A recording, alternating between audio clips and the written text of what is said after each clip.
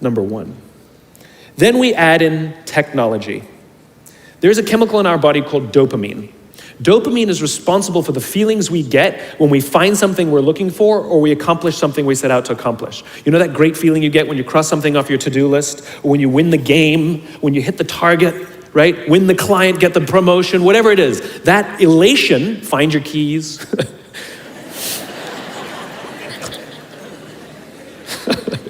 That elation comes from a chemical in our body called dopamine.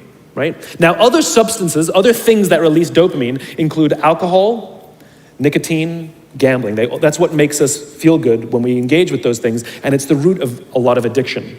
In fact, almost every alcoholic on the planet discovered alcohol when they were teenagers. You see, when we're very, very young, the only approval we need is approval from our parents. And then as we go through adolescence, we now crave the approval of our peers. Very frustrating for our parents, very important for us. It allows us to acculturate outside of our immediate families into the larger tribe. Very, very important, right? It's a time of high stress and high anxiety, and we're supposed to learn to rely on our friends.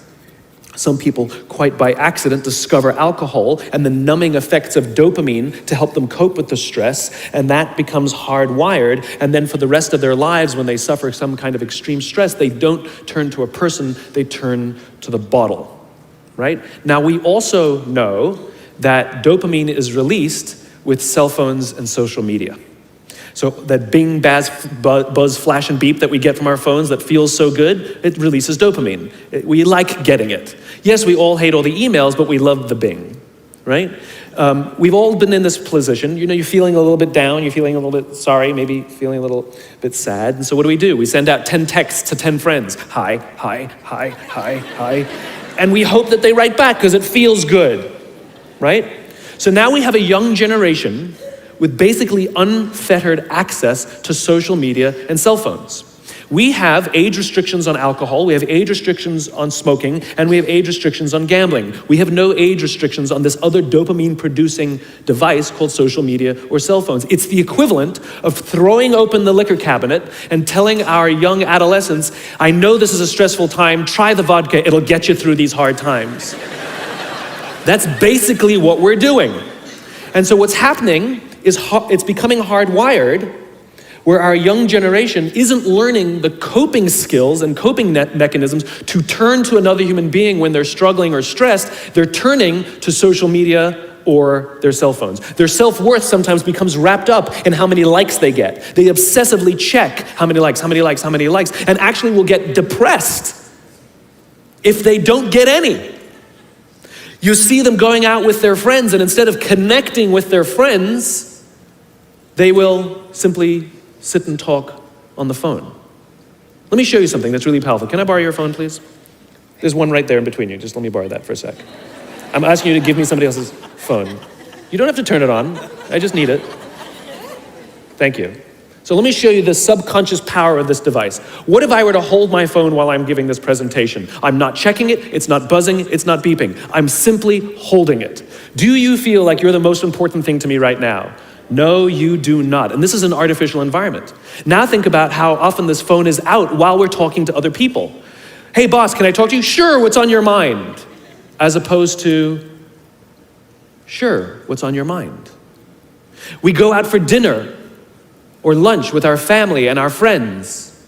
We have meetings and we put the phone on the table, which sends a subconscious message to everybody else in the room that this is not that important to me. You're not that important to me. And by the way, putting your phone upside down is not more polite.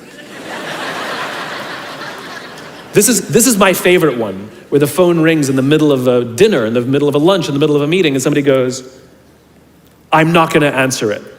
Oh my God, just so magnanimous. Right? Thank you. Right?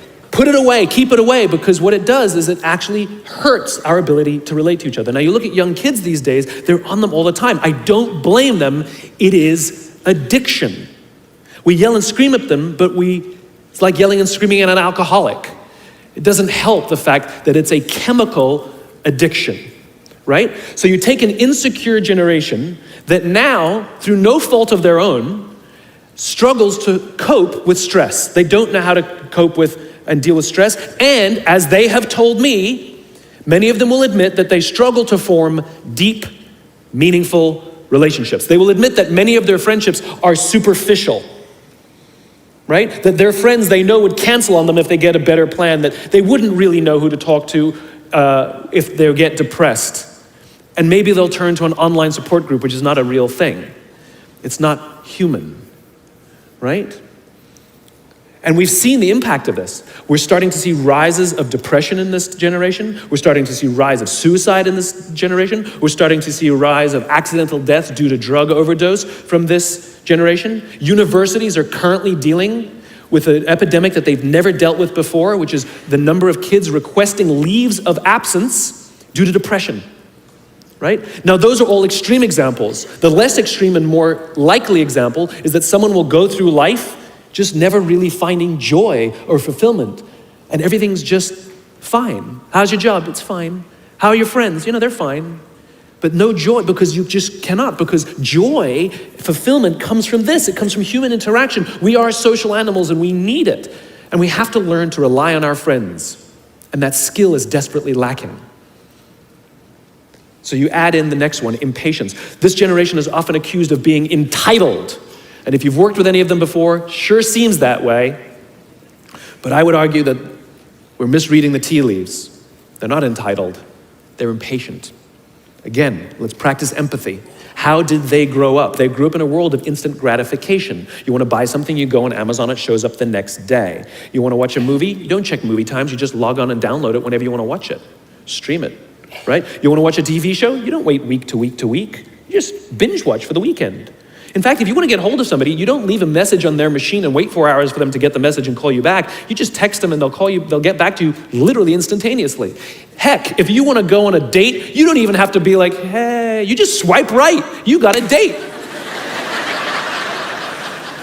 Never learn the skill set of like, what are you doing, right? You can have 4 dates in a night. In other words, everything comes instantaneously. They have falsely applied the instant gratification model to life fulfillment and career fulfillment. They want it all instantaneously. The problem is life, relationships, career are not destinations. Like, look, I found the job I love. That's not how it works. It's not a scavenger hunt. I'm looking for the job that will, no, it doesn't work that way. It's a journey. It's the same with love. It's like, I found love.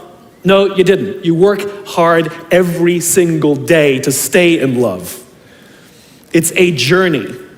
It's as if they're standing at the foot of a mountain. They know exactly what they want. They can see the summit. What they don't see is the mountain. I talked to some recent college grads who are in their entry-level jobs on a regular basis, and I'll ask them things like, how's it going? And they'll say, yeah, I think I'm gonna quit. I'm like, why? They're like, I'm not making an impact. I'm like, you've been here 8 months, right? And this is the problem. They see it as destination. I'm not making an impact. I hear it all the time.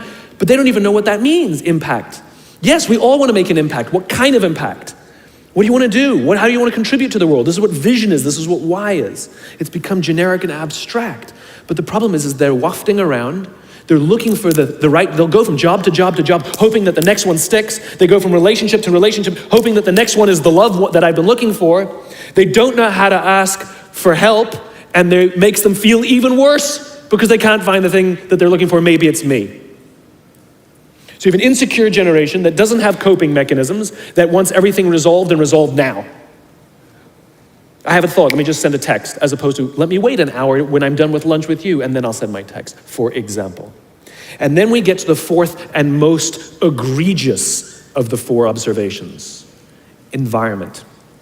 We're now taking this wonderful, smart, idealistic, ambitious, hardworking, good group of people that were dealt a bad hand, and we're putting them in corporate environments that do not care about them as human beings. Right? We have, for some reason, our work world has changed over the past 20 and 30 years. We are suffering the side effects of business theories left over from the 80s and 90s. And they are bad for people, and they are bad for business. Let me give you an example.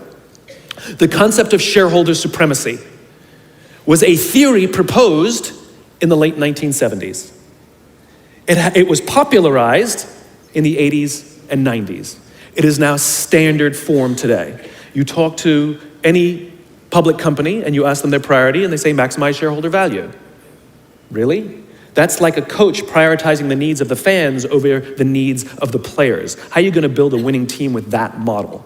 But that's normal today. We don't even perceive it as broken or damaged or wrong or outdated.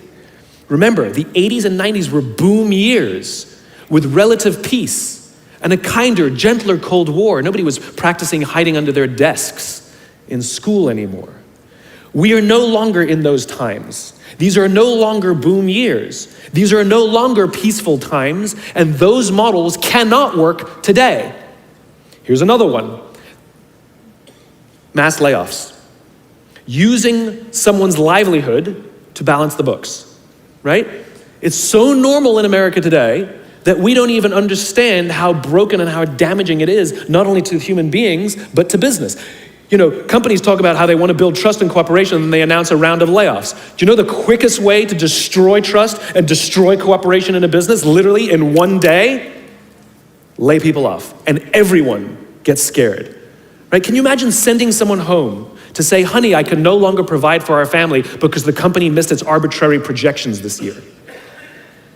And forget about the people who lost their job. Think about the people who kept their jobs. Because every single decision a company makes is a piece of communication. And the company has just communicated to everybody else, this is not a meritocracy.